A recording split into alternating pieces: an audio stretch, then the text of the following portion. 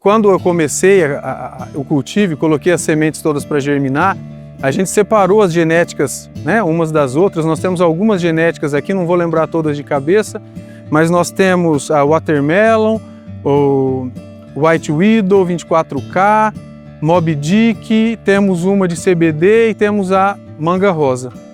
Mas eu não sei qual que é qual, porque no meio do caminho, quando foi para fazer os transplantes, teve um dia que eu precisei me ausentar e quando eu voltei o pessoal tinha transplantado para o vaso de 7 litros e tinha misturado tudo.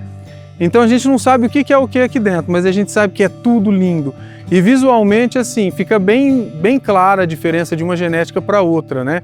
Não só pelo tamanho e estrutura da planta, mas pelo tipo da flor. Umas flores são um pouco mais fininhas, mais bem resinadas, outras bem gordinhas, umas mais escuras, tem umas quase pretas, e eu não sei qual é qual.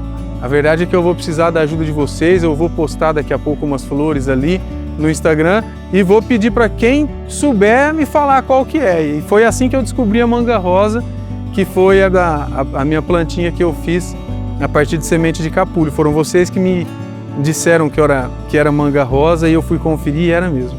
Enfim, tudo junto e misturado, tudo lindo, tudo muito cheiroso, tudo muito potente, do jeitinho que a gente quer, tudo aqui no Instituto Éden.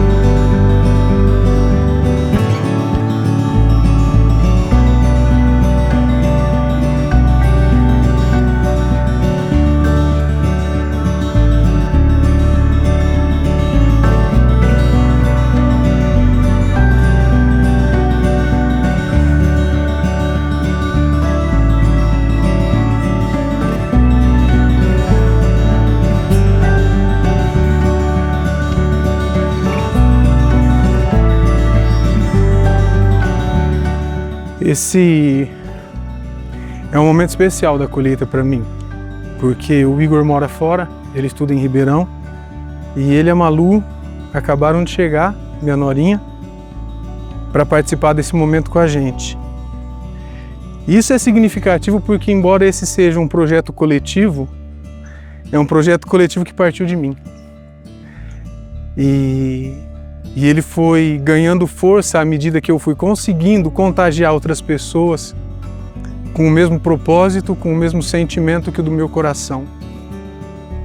E os mais próximos foram os primeiros. Eu comecei tudo sozinho. Quem me ajudou no começo foram os meus filhos, muito mais o Igor, a minha norinha, a Malu, e a minha namorada, a Cíntia, que também mora fora e não está aqui ainda hoje. O Rafa chegou um pouquinho depois, e foi daqueles de fora do círculo da família, foi o primeiro a chegar, mas é como se fosse um irmão para mim. Então eu considero ainda de dentro do círculo da família. E poder colher junto com eles. Lembrando, eu saí de uma situação de depressão para chegar aqui em tão poucos meses. Eu colho essas plantas, lembrando de toda a dor que elas ajudaram a curar dentro de mim, enquanto elas ainda estavam crescendo. E eu colho essa flor tirando junto com as flores, tirando todo o amor e toda a energia que eu dediquei a elas durante todos esses meses. E é por isso que elas vão ficar. É por isso que elas vão ficar.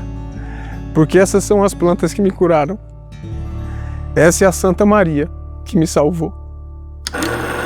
Espera aí, pessoal, que eu tenho um recado importante para dar.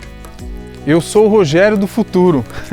E eu estou passando aqui para dizer que nós gravamos essa mensagem no dia em que o canal foi criado e no dia em que foi postado o nosso primeiro vídeo.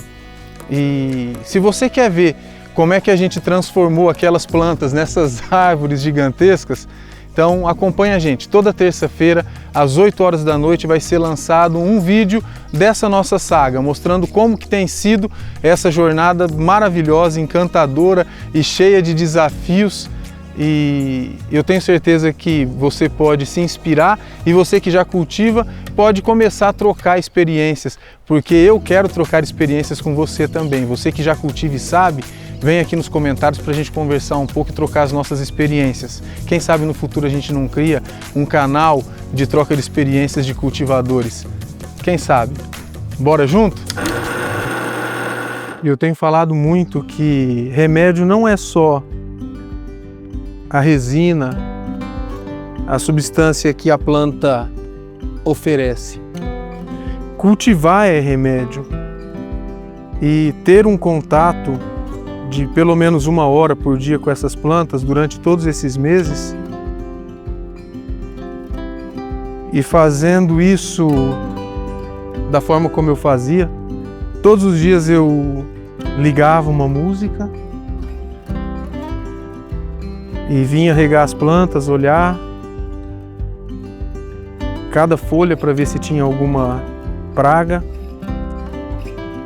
E esse era aquele tempo em que o tempo parava, era o momento em que o tempo parava. E eu esquecia de absolutamente tudo. E me vinha clareza exata do que eu tinha que fazer a seguir. Foi ela mesma que foi me conduzindo. A cada processo, a cada momento, quando a minha saúde mental não me permitiu programar e executar sozinho, quando eu precisei de ajuda, foi ela quem me conduziu. Essa planta se comunica com a gente de muitas formas. Se você acredita ou não, pouco importa. Não muda o fato de que ela se comunica com a gente de diversas formas.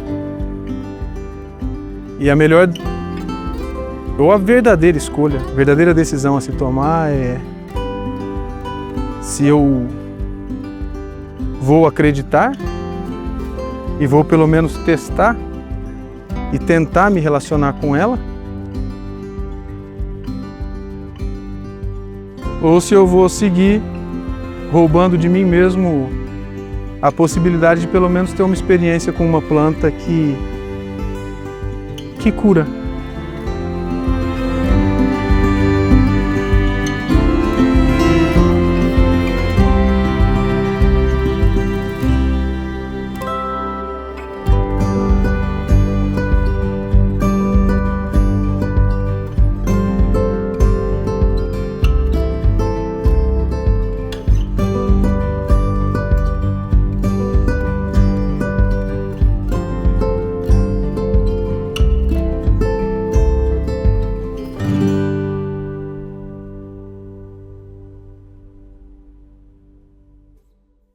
Uma coisa que muita gente manda mensagem para mim falando ou perguntando é se não é caro, é muito difícil, é tudo muito caro. E as pessoas, eu percebo que muitas delas acham que eu tinha muito dinheiro para investir nisso. E a verdade é que eu estava no fundo do poço, eu não tinha nada quando eu decidi fazer isso. E eu tenho me dedicado, desde o momento em que eu cheguei aqui, eu tenho me dedicado a aprender a forma mais fácil e mais eficaz de cultivar essa planta, a mais barata e a que vai me dar uma produtividade maior.